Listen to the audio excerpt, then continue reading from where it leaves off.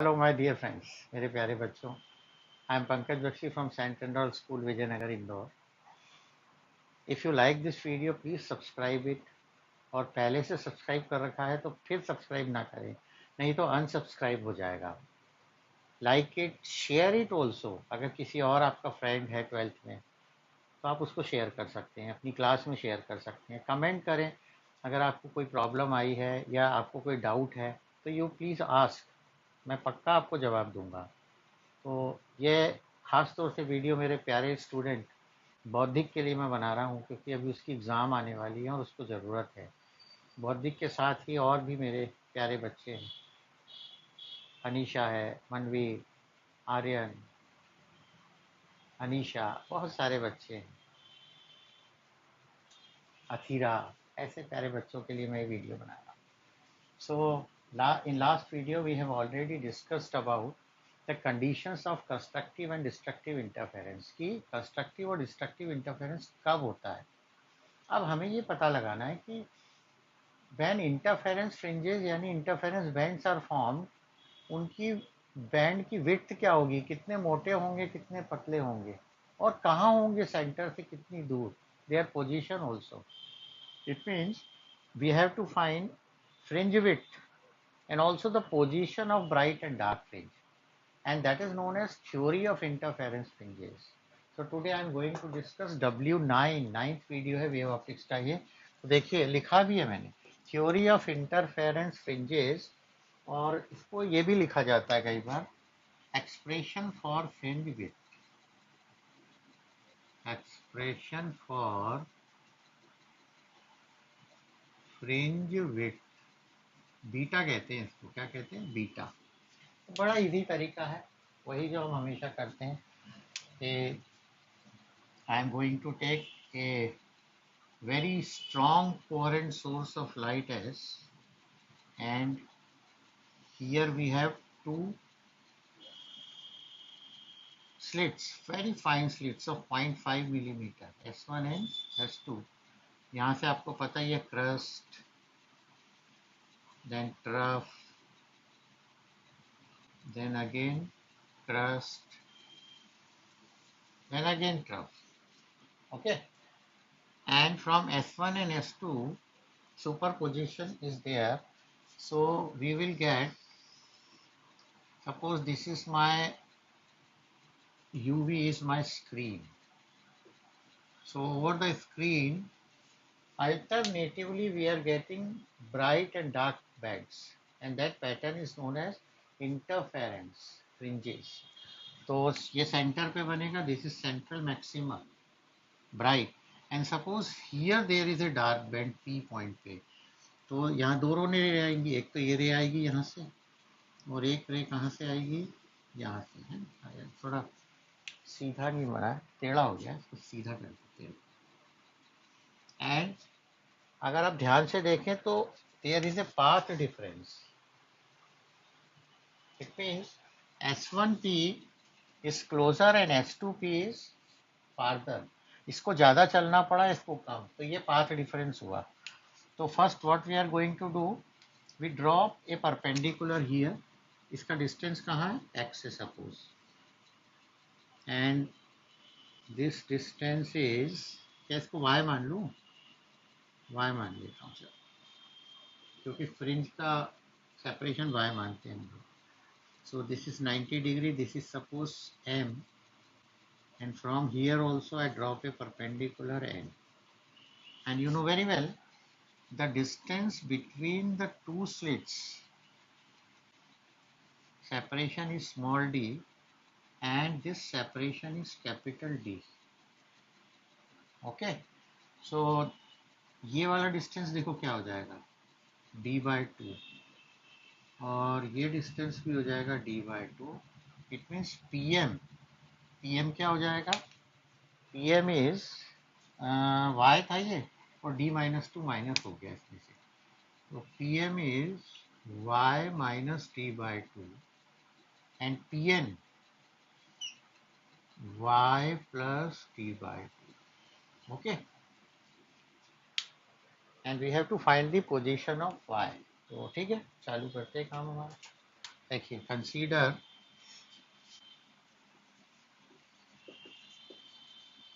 A strong नहीं भी लिखोगे तो चलेगा, a strong monochromatic source of light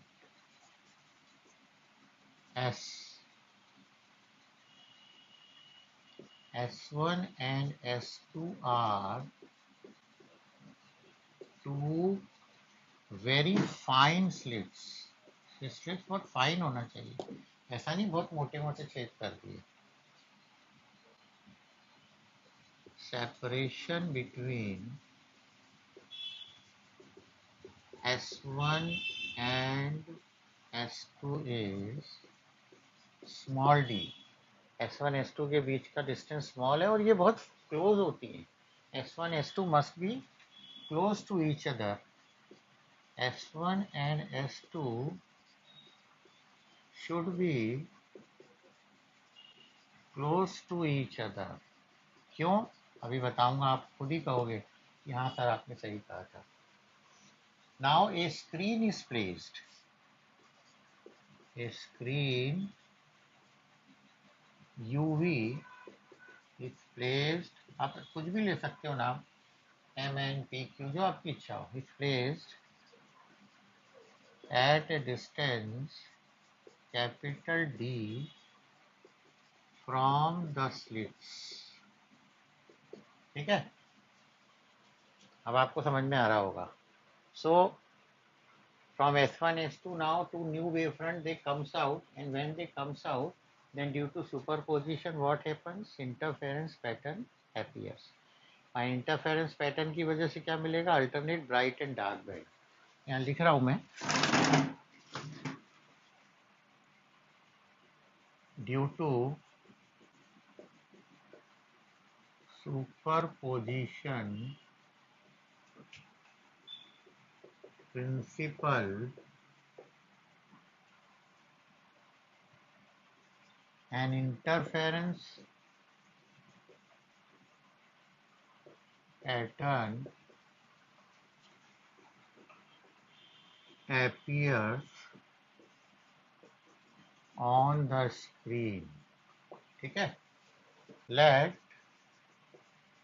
O be the point of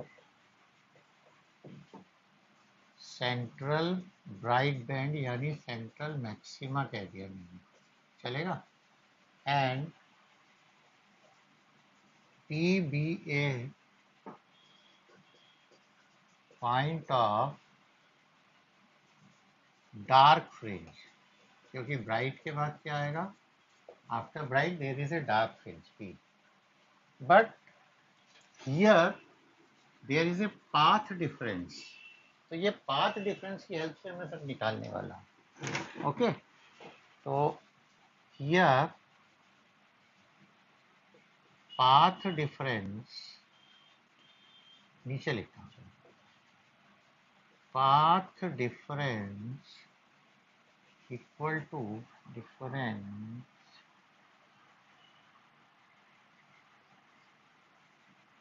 कितना है, S2P minus S1P, because S2P is more and S1P is less, and this is X. X is equal to S2P minus S1P. This is my question number 1. Okay, so again I am revising एक बार और आपके लिए. देखो आप, consider a strong monochromatic source of light as point source of light S है. S1 and S2 are two very fine slits. Separation between S1 and S2 is D, and S1 and S2 should be very close to each other. क्यों, वो आपको बताऊंगा मैं.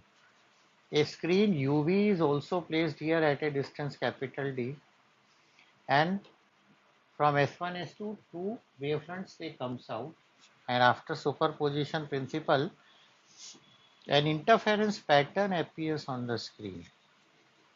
O is a point of central bright band, central maxima है ये, क्या है ये, central maxima है, and P is a bright dark band, और OP कितना Y है, कितना है OP,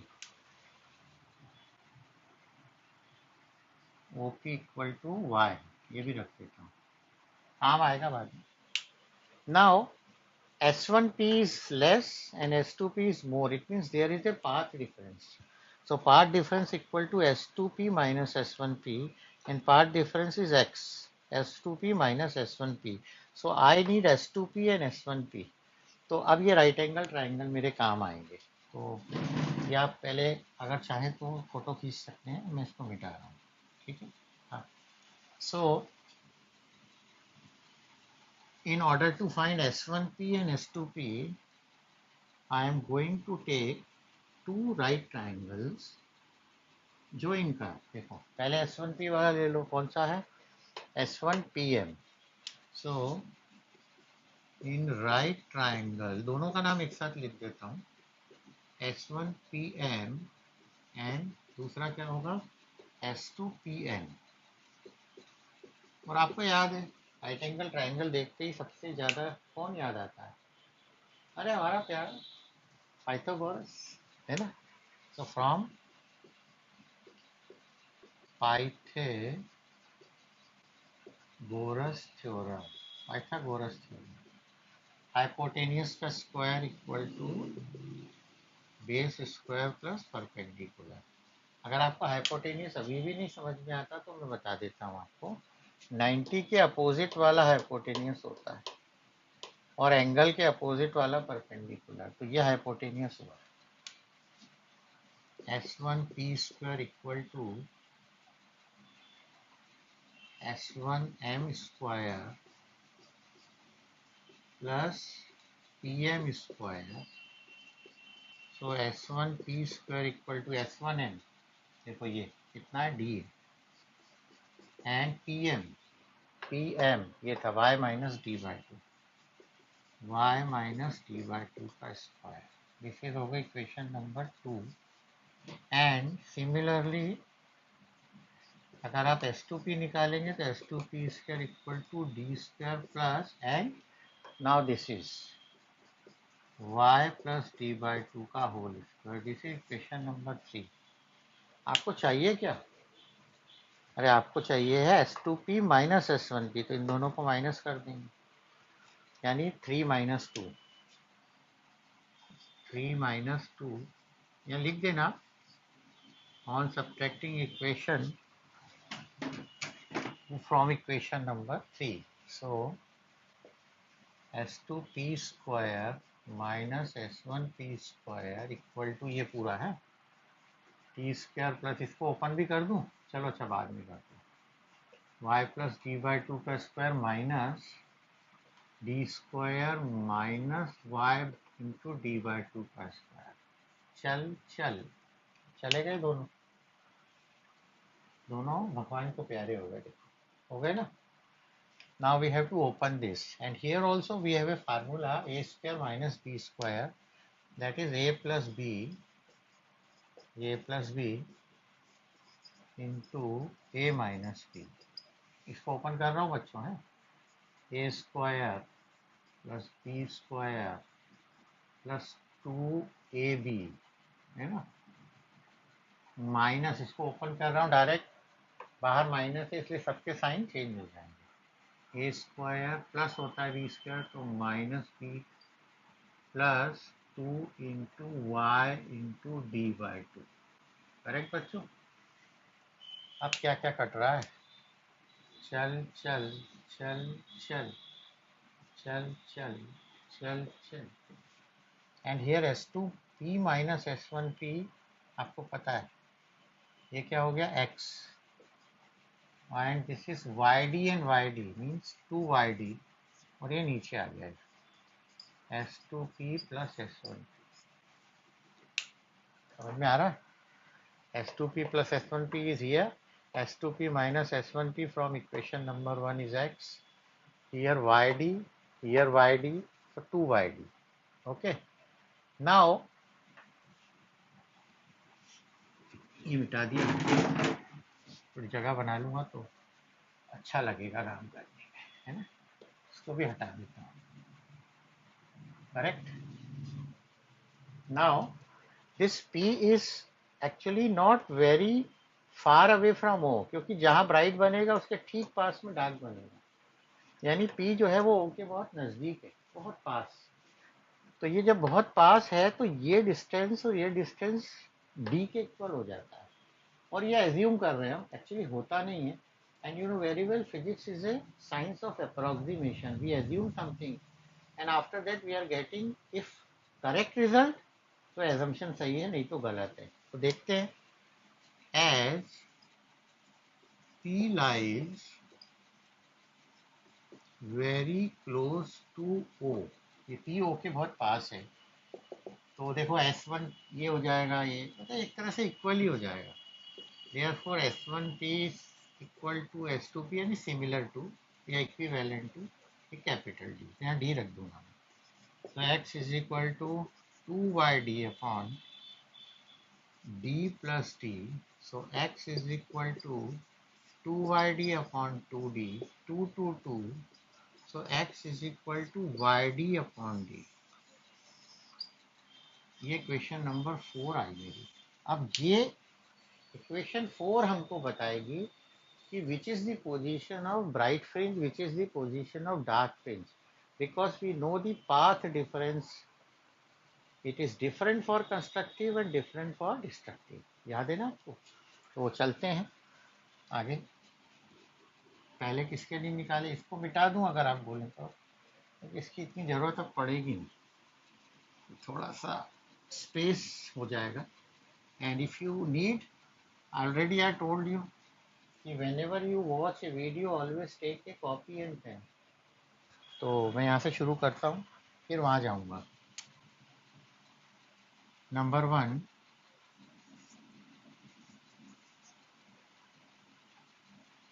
position of bright band, इसकी पोजीशन निकाल रहा हूँ मैं, ब्राइट बैंड, ठीक है। यही मेरे को यूज़ आने वाला है, बाकी कुछ नहीं आएगा, तो मैं इसको भी बिठा दूंगा बाद में। Now position for bright band means which interference, constructive, and for constructive interference we know for constructive interference means for bright band path difference,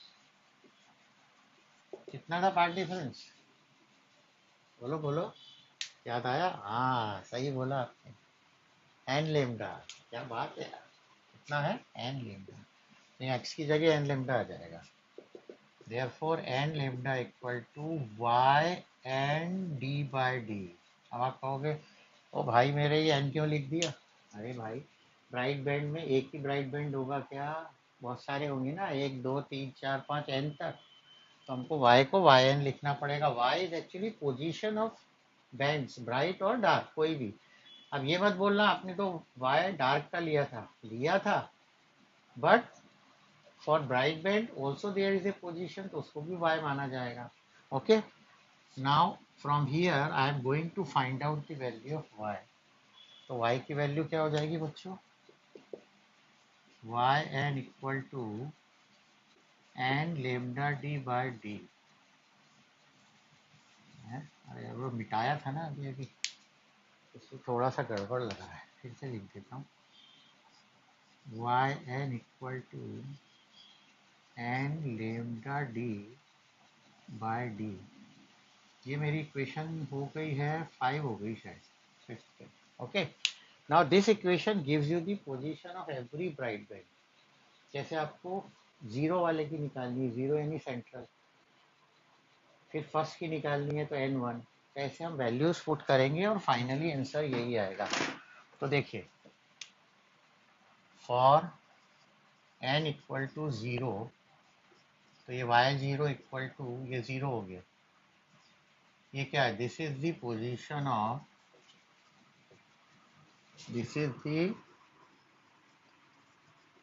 position of central bright fringe या बैंड, या ये डिस्टेंस है from O, और this is the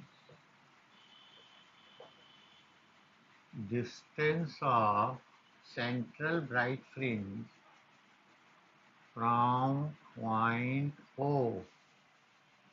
तो कितना distance है? Zero. Zero ही तो होगा, अरे सेंट्रल वाली वहीं ओ पे ही रहती है, तो उसका उससे डिस्टेंस जीरो ही आएगा। ओके, यहाँ पर एन कितना लेंगे हम? 0 1 2 3। अब एन मैंने 1 ले लिया, 1, तो y इज y1, इसकी जगह 1 रखा, ये हो गया लेमडा डी बाई डी। ये क्या हो गया? This is the position of, इसी से लिख रहा हूँ है, this is the position of, central नहीं आएगा, क्या आएगा? फर्स्ट ब्राइट फ्रिंज, है ना? और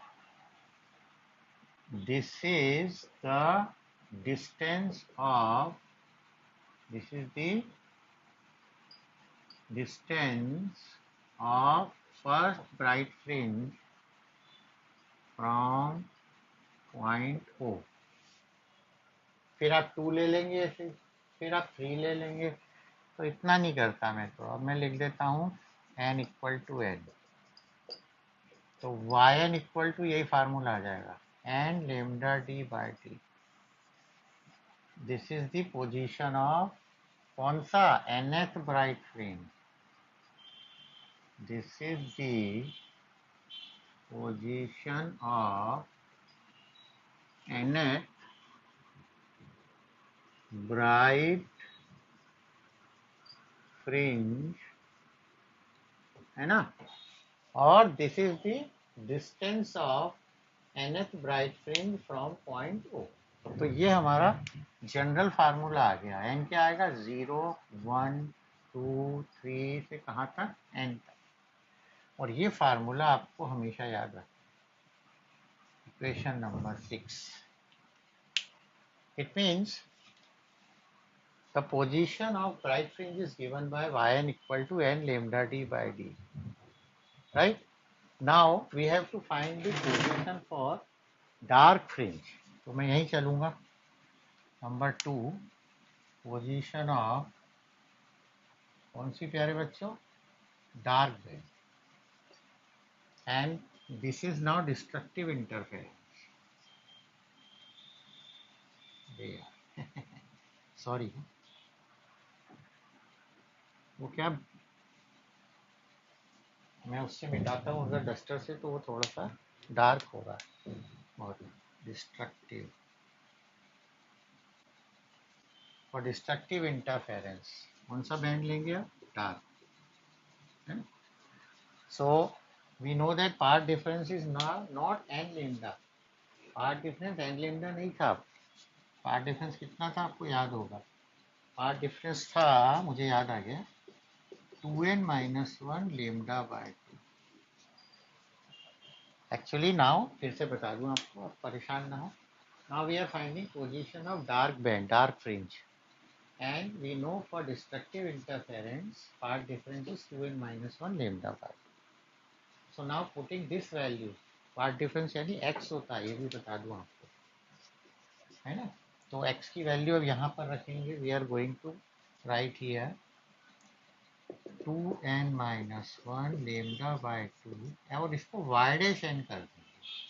क्यों कर देंगे y dash n? Because yn is for bright, तो डार्क के लिए सेम yn तो नहीं ले सकते, we are taking y dash n। So formula हो जाएगा y dash n equal to, here we have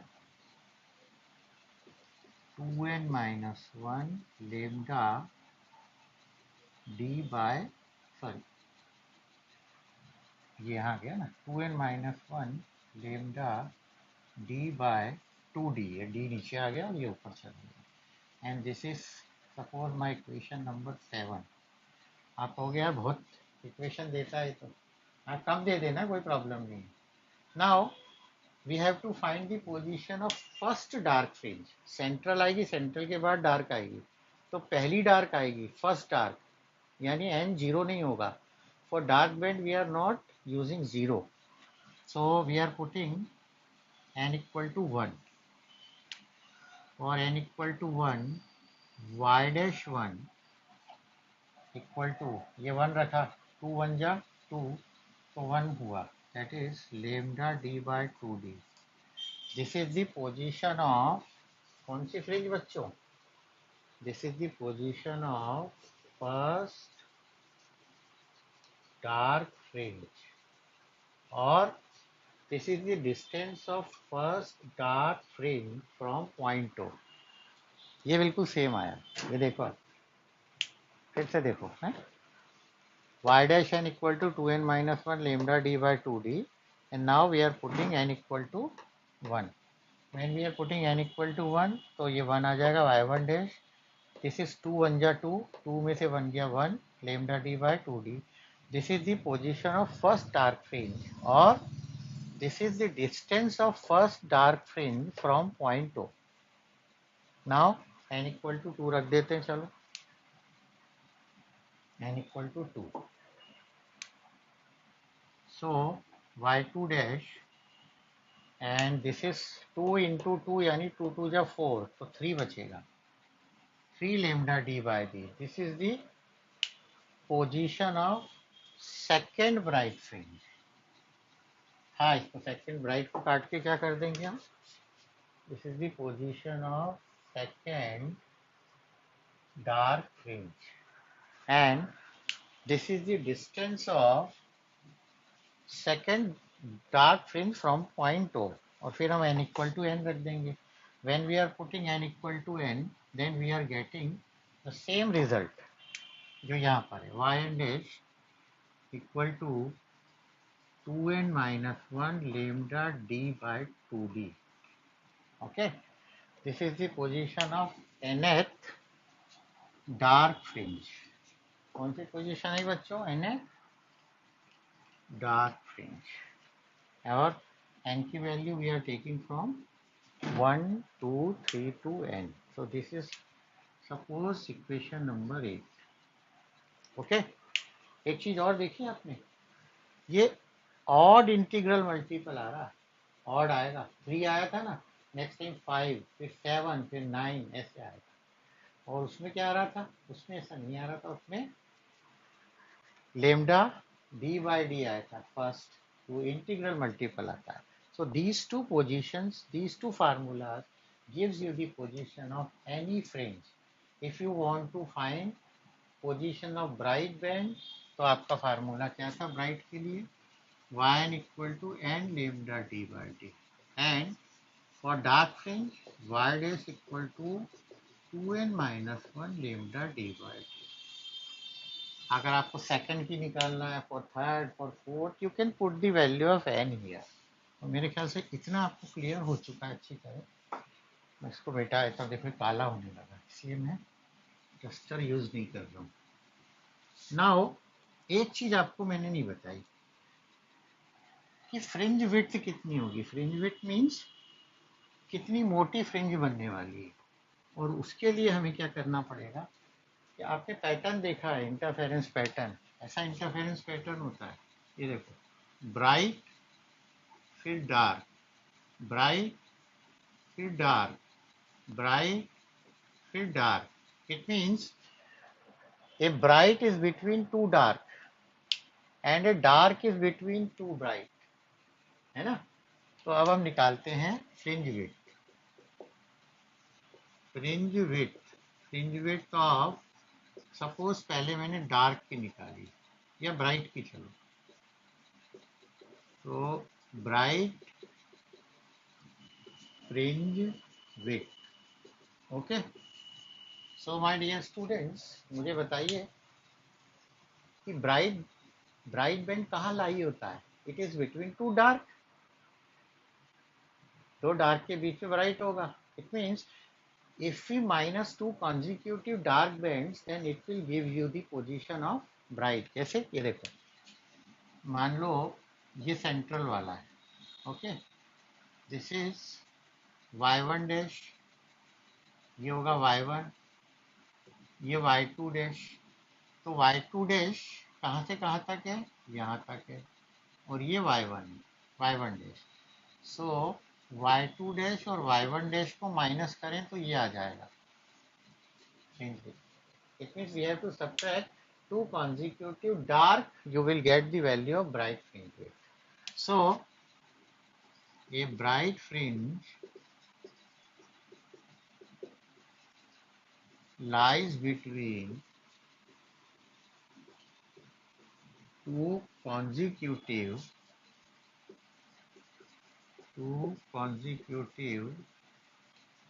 dark fringe. तो मैं 1 2 3 नहीं ले रहा, मैं तो n वाली लूंगा लास्ट में, और n से पहले वाली कौन सी होगी, n-1। So beta is y dash n minus y dash n-1। n के पहले n-1, तो y डैश n तो ये लिखा है 2n-1 lambda d by d minus y dash n-1.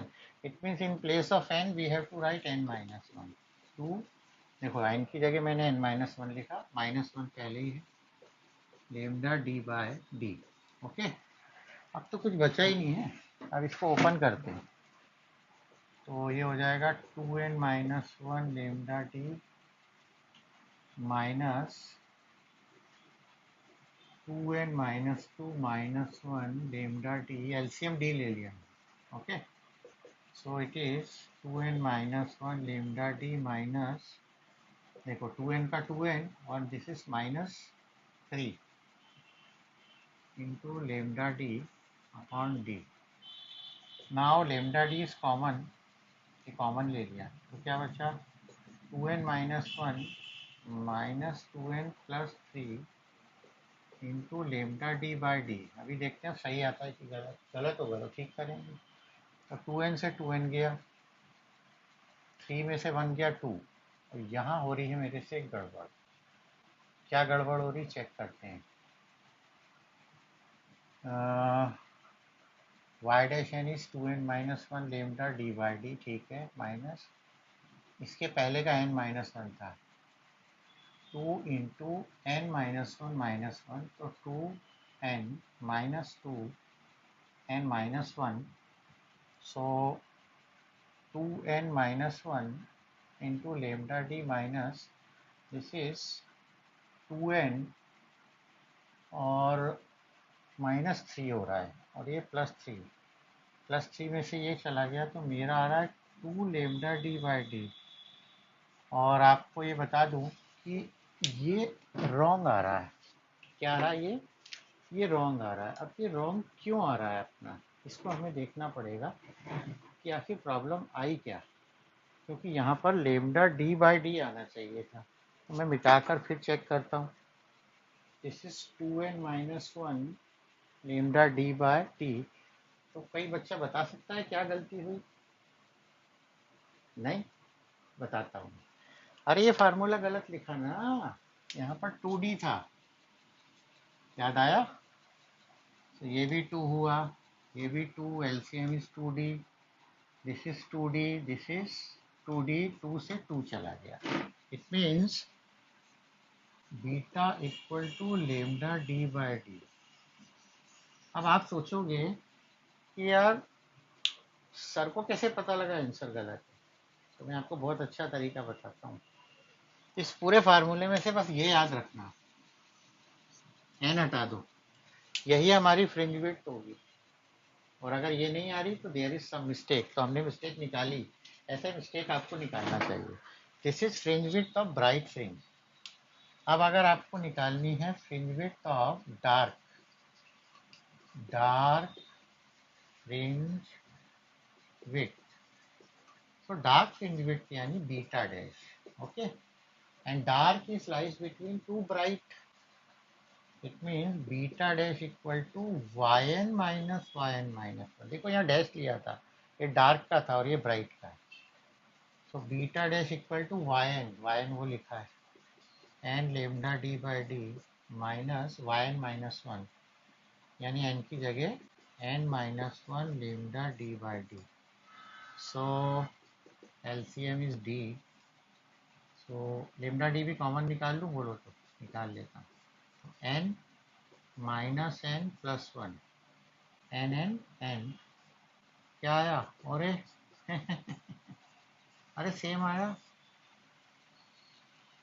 कैसा आया? सेम। तो मुझे उम्मीद है आपको ये समझ में आ रहा होगा। ये ब्राइट का निकाला और वो डार्क का निकाला। Dark is between two bright and bright is between two darks and answer is same.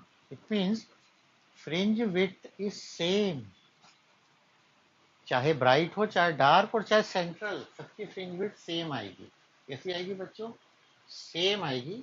और इसमें कुछ क्वेश्चन आता है, इसलिए मैं बहुत इंपॉर्टेंट चीज बता रहा हूँ, इसको ना भूलें। अब मैं जो बताने वाला हूँ, it means fringe width of bright, fringe width of dark, all are same. कैसे? देखो, beta equal to beta dash equal to lambda D by D, lambda d by t, and this is also equal to beta c. Beta c means central bright fringe, central भी same बनेगी, same bright. Okay, इससे देखिए क्या पता लगा। Beta directly proportional lambda, if wavelength is more, beta fringe width is more. It means beta of red color is कैसी होगी? Maximum होगा। Beta of red is maximum width and beta of violet is minimum, because lambda r is greater than, और ये maximum होता है। तो red colour की fringe width बड़ी होगी, चौड़ी बनेगी, और बाकी की छोटी होती जाएगी ऐसे। Okay, also lambda is inversely proportional and refractive index.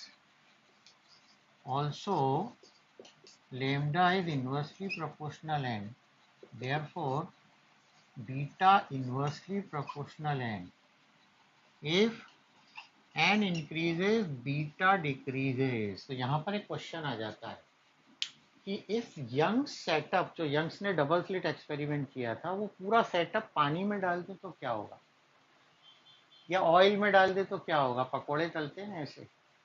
अरे रिफ्रैक्टिव इंडेक्स बढ़ जाएगा और फ्रिंज विड्थ कम हो जाएगी, यानी जो बैंड्स होंगे उनकी विड्थ कम होने लग जाएगी। ये लिख भी देता हूं मैं क्वेश्चन, क्योंकि ये कई बार पूछा गया है। क्वेश्चन क्या है देखिए, हैं, what happens if Young's setup is immersed in water or oil। तो आप आंसर क्या लिखेंगे? n increases, so beta decreases because beta equal to lambda d by d and beta inversely proportional n। तो beta कम हो जाएगा, beta यानी fringe width decreases, fringe width decreases. कैसा लगा बच्चों? आया? अभी और क्वेश्चन है इसके। तीसरी एक चीज और है, देखो third beta directly proportional D. It means screen जितनी दूर रखोगे बीटा इंक्रीज होगा, यानी if D increases beta increases. And last beta inversely proportional D, if d is less beta is more. Beta is more मतलब fringe width. अगर आपको colour देखना है तो अब देखो इतना पतला होगा तब चलेगा, बाल जैसा पतला हो तो दिखेगा क्या? नहीं। तो आप चाहते हो ना फ्रिंज विड्थ ज़्यादा हो, तो फ्रिंज विड्थ ज़्यादा जब होगी जब डी कम होगा, and D is the separation between S1 and S2। तो याद है मैंने कहा था कि slit should be close to each other, therefore slits S1 and S2 lies close to each other. S1 and S2 lies close to each other, क्योंकि अगर ये दूर होगा तो आपको फ्रिंज विड्थ कम हो जाएगी, बैंड दिखाई नहीं देंगे। And also you know very well, we are taking monochromatic light. And if we are not taking monochromatic light, white color light, then central band is white color. And then different color bands appears with different width. इसमें red colour की width सबसे ज़्यादा होगी और फिर बाकी सबकी कम. So I think theory of interference fringes now you know. और मैं आपको फिर बता दूं, आप ये फार्मूला याद रखें, beta equal to lambda D by D. Okay, इससे आपको ब्राइट की निकाल लेंगे. कैसे ब्राइट का? देखो वाई एन, तो एन लगा दो. ये हो गया ब्राइट फ्रिंज का position of bright fringe. And for dark fringe यहाँ आप लगा दो 2n-1 अपॉन 2. ये देखो, इससे पूरा याद हो गया. और ये न्यूमेरिकल आएगा, इसका न्यूमेरिकल आता है कि the position of fourth fringe is this, third fringe is this, find that. Okay, तो प्यारे बच्चों, मुझे उम्मीद है आपको ये वीडियो अच्छा लगा होगा. घर पर रहें, पढ़ाई करें, मोबाइल से खेलें, लेकिन दिन भर नहीं. माता पिता से भी बात करें. Thank you. God bless you बच्चों.